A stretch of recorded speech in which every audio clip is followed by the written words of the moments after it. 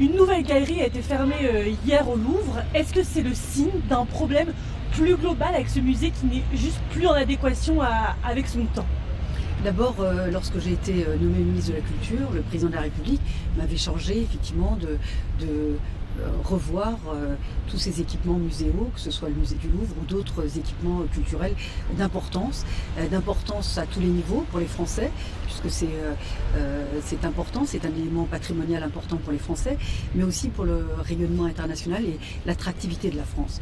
Et la présidente Laurence Descartes à cette époque était venue me voir pour me dire effectivement qu'il y avait des difficultés dans ce musée, il y a des contraintes bâtimentaires, parce que le musée en soi, ce bâtiment, est un élément patrimonial important, et donc avec des contraintes réglementaires, mais aussi des contraintes d'architecture, des contraintes de patrimoine.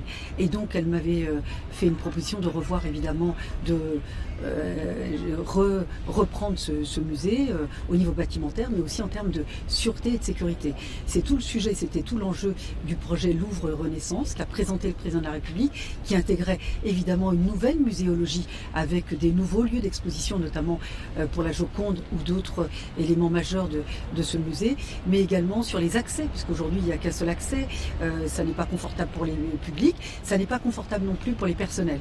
Et tout un sujet de sécurité et de sûreté, puisqu'il y a un schéma directeur de sûreté que nous devons financer, qui est d'importance, puisque c'est pas loin de 450 millions d'euros, et donc elle était venue nous présenter évidemment tous ces enjeux. Le président de la République a souhaité que ce musée renaisse véritablement, demeure le plus grand et le plus beau musée du monde, par de nouvelles architectures, par des nouveaux accès, par des conditions plus agréables pour les visiteurs, des conditions de travail plus agréables aussi pour les agents, mais aussi de pouvoir le sécuriser totalement. Et donc ça prend du temps, parce qu'il faut aussi faire des audits, des études, et ensuite lancer les marchés.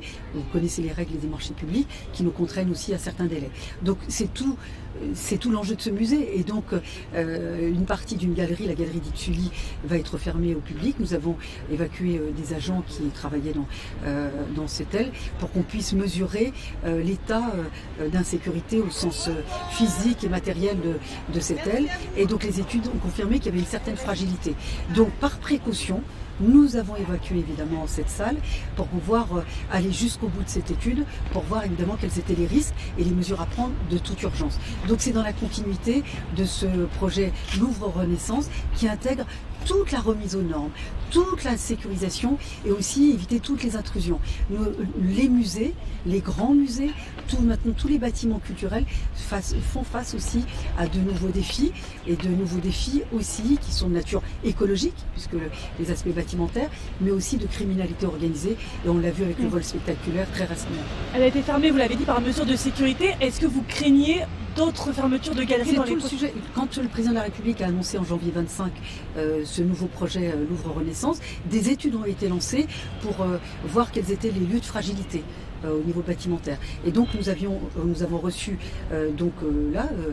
très récemment les conclusions des premières études, et donc là on a un risque de fragilité bâtimentaire, de cette salle, et donc par mesure de précaution on l'a évacué, le temps de voir quelles sont les mesures à prendre pour le consolider. Mais d'autres études ont été lancées, les audits de sécurité, comme je l'ai dit, ont été lancés pour pouvoir avoir un projet global de sécurisation du site. Et donc il y a d'autres galeries qui pourraient fermer aussi dans les prochains jours, semaines. Vous savez, le Louvre, pendant de très longues années, on a peu considéré l'aspect sécurité.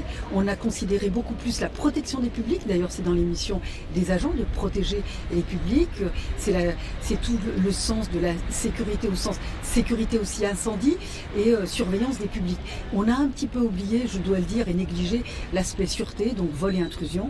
Et donc ces dimensions-là sont intégrées dans ce projet. Les études sont en cours, les audits sont en cours, mais d'ores et déjà, les travaux sont en cours. L'installation de caméras de vidéosurveillance sont en cours d'installation, et d'ailleurs une réorganisation totale de la gouvernance du musée est en cours, puisque nous allons avoir une nouvelle organisation de la sécurité et de la sûreté qui sera placée auprès de la présidente, et l'organisation même de la gouvernance du musée va être revue de fond en comble. Ce matin encore, j'ai eu une réunion avec la présidente qui me rendait compte de cette nouvelle organisation qu'elle souhaite mettre en place. Et donc pour être très clair, à votre connaissance, il n'y a pas de fermeture de galerie là qui devrait arriver? Non, mais là c'est une fermeture partielle d'une salle, par mesure de précaution comme je le dis, mais rien n'exclut que s'il y a des risques, nous ne ferons prendre aucun risque pour les agents et aucun risque pour les publics. Et ce musée, pour le remettre totalement aux normes et totalement d'aplomb, si je peux dire, il faudrait presque le fermer définitivement. Enfin, pour tout le remettre d'aplomb, on ne veut pas priver les visiteurs et on ne veut pas non plus priver les agents de leur travail. Et donc nous sommes obligés de le faire par étapes et ça nécessite aussi du temps. Je vous dis, il y a des contraintes architecturales, il y a des contraintes liées aux règles des marchés publics. Demain, ça fera un mois, jour pour jour, que le CAS a eu lieu. Est-ce que la ministre de la Culture que vous êtes a encore de l'espoir de retrouver les joyaux de la couronne, ou est-ce que vous pensez qu'ils sont déjà partis? L'enquête est encore en cours. On ne désespère pas de les retrouver, évidemment. Les enquêteurs sont très minutieux, très discrets aussi sur les actes qu'ils font, sur leurs investigations, et je leur fais confiance. Vous, ministre de la Culture, vous avez confiance encore dans le fait de retrouver ces joyaux? Bien sûr, en tout cas, l'enquête est en cours. Donc, les enquêteurs, c'est pour ça que je tiens aussi à ce qu'il y ait une totale discrétion sur les actes d'enquête qui sont en cours. Vous êtes ministre de la Culture, vous êtes aussi maire d'arrondissement, candidate au municipal. Il y a une dynamique, vous êtes en tête dans les sondages à Paris. Quand vous voyez l'entrée en campagne de Sophia Chikirou, peut-être celle de Sarah Knafo, est-ce que vous appelez Pierre-Yves Bournazel à vous rejoindre pour éviter une division dans le bloc central? Moi, j'appelle les Parisiennes et les Parisiens à se mobiliser. Aussi les commerçants qui sont les victimes de cette politique de Hidalgo et de Grégoire. 25 ans de dégradation et de déclin. Ce matin, nous avons abordé les finances de la ville. Madame Hidalgo, quand elle partira, il y aura 12 milliards de dettes laissées à Paris. Il y a eu, ne serait-ce que l'année dernière, un prélèvement sur les Parisiens de près de 600 millions d'euros en termes de taxes foncières. Les tarifs de stationnement ont augmenté de manière inédite. Vous savez que les recettes fiscales, les impôts sur les Parisiens ont augmenté de 90% sur sa mandature. Est-ce que les Parisiens doivent continuer de payer et de continuer de payer pour une qualité de vie qui se dégrade? Est-ce qu'ils doivent continuer de payer pour une ville qui est en permanence très sale? Est-ce qu'ils doivent continuer de payer pour une ville dont la sécurité n'est pas assurée? Parce que, contrairement à ce qu'ils peuvent dire, la tranquillité publique, c'est la responsabilité des maires. Et je dois dire que les Parisiennes et les Parisiens ont oublié qu'un maire, ça s'occupe de ses habitants. Et c'est pour ça que je n'ai jamais vu dans une ville autant de collectifs, d'associations, de représentants d'habitants qui effectivement s'organisent pour contester les décisions, les aménagements de cette ville, alors que c'est la responsabilité du maire, de la maire, qui ne les reçoit pas, qui ne les voit pas, qui ne les entend pas. Regardez, encore ce matin, il y a eu un fait d'agression sexuelle et de viol sur un enfant de 4 ans qui a été dénoncé dans une école du 11e arrondissement. Nous sommes sur une succession, nous en sommes à plusieurs dizaines aujourd'hui d'agressions sexuelles et de viols sur des enfants liés au périscolaire, sur des animateurs qui sont recrutés sans aucun contrôle, dans la précipitation. Madame Hidalgo et Monsieur Grégoire n'ont jamais reçu les familles. Ils sont dans le déni, c'était l'omerta avant, dans le déni aujourd'hui. Ces familles, que font-elles? Elles sont livrées à elles-mêmes, elles sont obligées de saisir des avocats et de saisir la justice, demander même se constituer partie civile, ça veut dire qu'il faut qu'elles payent pour pouvoir demander la désignation d'un juge d'instruction sur des affaires graves de viol et d'agression sexuelle dans les écoles à Paris. Ça, pareil, nous sommes dans le déni. Aujourd'hui, je l'ai soulevé ce matin, Madame Hidalgo, comme à son habitude, a répondu par l'outrance, et ça n'est pas acceptable. Moi, mon objectif, c'est que Paris change, que Paris soit plus propre, soit plus sécurisé, que ce soit plus agréable à vivre, que les forces vives de cette ville restent à Paris. Je demande aux familles de rester à Paris parce qu'en mars 2026, ça changera.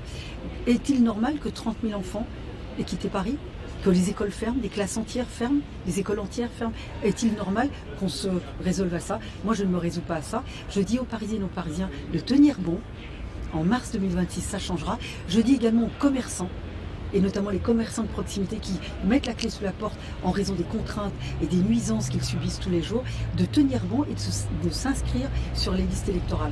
Parce que ce qui est inédit aujourd'hui à Paris, c'est qu'on a corrigé une anomalie démocratique, et ça grâce au député d'ailleurs Renaissance Sylvain Maillard, qui a pu faire adopter une loi à Paris désormais. Les Parisiennes, les Parisiens, les commerçants peuvent voter directement pour leur maire. Donc chaque voix comptera dans cette élection. Ne vous résignez pas, mobilisez-vous, ça changera en mars 26. Mais justement, vous dites chaque voix compte, vous appelez les Parisiens, les Parisiennes et les commerçants. Est-ce que vous appelez aussi Pierre-Yves Tournazel comme de en tête à vous rejoindre? Non, j'appelle les Parisiennes et les Parisiens. Ils sont responsables, ils savent ce qui est bon pour eux. Et moi, je vous le dis, ils ne paieront plus d'impôts comme ça a été, ils ont été ponctionnés comme jamais. Ils auront une ville propre, une ville où on pourra circuler librement et pas dans le chaos qu'ils vivent aujourd'hui. Et je dis aux familles, laissez vos enfants dans les écoles et je m'en occuperai. Il y aura une sécurité pour vos enfants notamment.